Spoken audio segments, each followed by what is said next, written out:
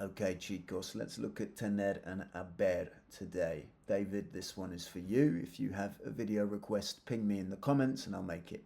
So, haber and tener both mean to have in Spanish.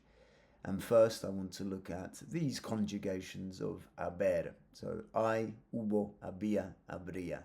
And notice that the H is silent. La H is silent. So, I, it's not hi, I. So, I means there is or there are, and this is in the present tense. Hubo means there was or there were, that's in the preterite tense. Había also means there was and there were, and that's in the imperfect tense, and we'll look at the differences in the upcoming examples. And then habrá means there will be, that's the future. So, hay una carta en la mesa. There's a letter on the table. Hay muchas personas en el supermercado. There are a lot of people in the supermarket. So notice here, muchas personas is plural and carta is singular. You're still going to use I. So it's either translates to there is a letter on the table or there are a lot of people.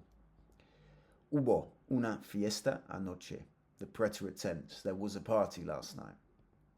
Hubo dos accidentes ayer. There were 2 accidents yesterday. So again, una fiesta single, dos accidentes plural. We're going to still use hubo. So it covers both of those, singular and plural. And hubo here describes a completed action in the past. Now this shouldn't be surprising to us because we know that hubo is the preterite tense. And the preterite tense covers completed actions in the past. So the fiesta that happened last night, that's a completed action. So we use hubo. And 2 accidents yesterday, that happened yesterday, that's a completed action. So we use hubo. And again, the time marker is a big indicator for us to help us know if it's the preterite tense in this case. Había una fiesta cuando llegué a casa. There was a party when I arrived home. Había muchas reuniones en la oficina esta semana. There were lots of meetings in the office this week. Again, muchas reuniones, plural, una fiesta, singular.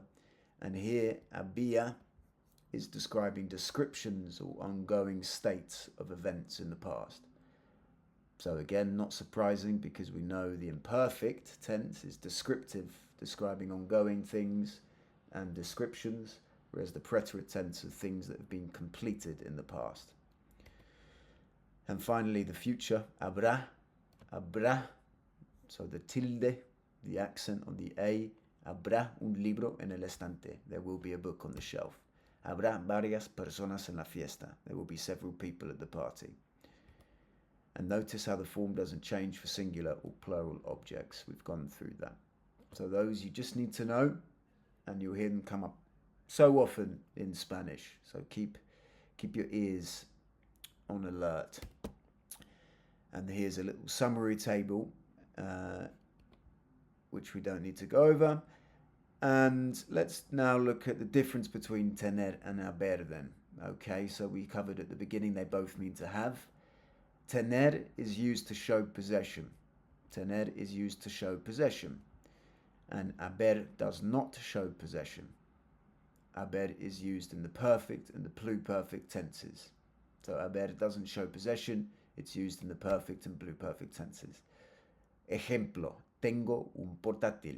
I have a laptop. So here we're talking about possession, we're talking about owning something, so we're going to use tener. And here we'll look at the perfect tense. He comprado una lavavajillas. I have bought a dishwasher. So this is haber conjugated. He comprado una lavavajillas. So you'll see it in the perfect and the pluperfect as well. Había comprado or he comprado.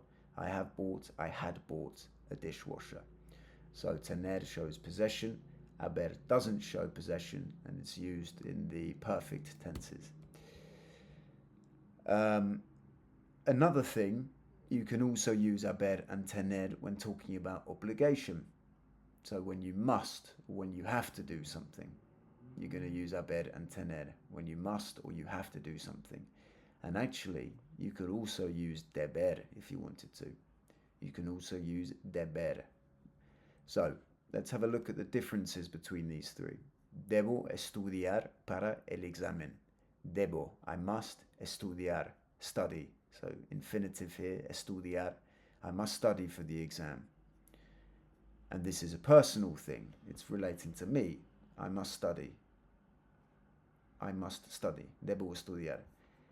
If you want to use tener, you have to use tener plus que plus the infinitive. Tengo que estudiar para el examen.